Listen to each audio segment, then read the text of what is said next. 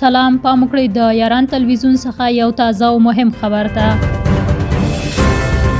مجاهد وایي د افغانستان د امنیت په اړه د ملګرو ملتونو د امنیت شورا اندېښنې بې اساسه دي.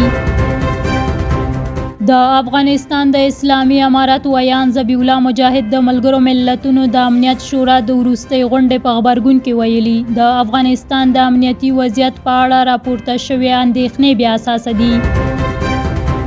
هغه ټینګار کړی چې د دې اندېښنو لامل په غونډو کې د افغانستان د استازي نه حضور او د هیواد د واقعیتونو او مستندو دریځونو نه وړاندې کېدل دي. ښاغلي مجاهد د داعش د حضور په اړه هم ویلي چې دا ډله په افغانستان کې له منځه وړل شوې ده. ذبیح الله مجاهد ویلي ځینې ادعاوې موږ هم اورېدلې دي. د افغانستان وضعیت باید له نږدې او په واقع بینانه ډول وڅېړل شي. په داسې ناستو کې خپل افغانستان حضور نه لري څو عیني واقعیتونه او پرمختګونه هلته په مستند ډول وړاندې کړي. ستونزه همدا ده. دویم دا چې هغه معلومات چې ځینې هیوادونه یې د افغانستان په اړه لیږدوي پر ناسم تبلیغاتي او ان ډېر مبالغه کوونکي معلومات ولاړ وي چې موخه یې د افغانستان بې ثباته ښودل دي.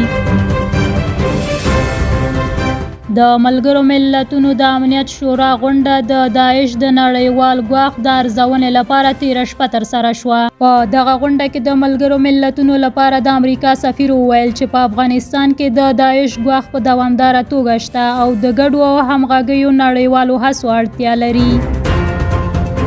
همداراز د ملګرو ملتونو یو لوړپوړي چارواکي د امنیت شورا په غونډه کې خبرداری ورکړ چې داعش خراسان په افغانستان کې لا هم د سیمې او له هغې اخوا لپاره یو جدي ګواښ دی. د امنیت شورا په غونډه کې د چین استازي له اسلامي امارت وغوښتل چې د ترهګرو ډلو پر وړاندې پرې کنده اقدام وکړي. نوموړي وویل چې په افغانستان کې د ترهګرۍ ګواښ باید جدي ونیول شي. دا په داسې حال کې ده چې د افغانستان اسلامي امارت تل دا ډاډ ورکړی چې د افغانستان له خاورې به د هیڅ هیواد پر ضد کار وانخیستل شي.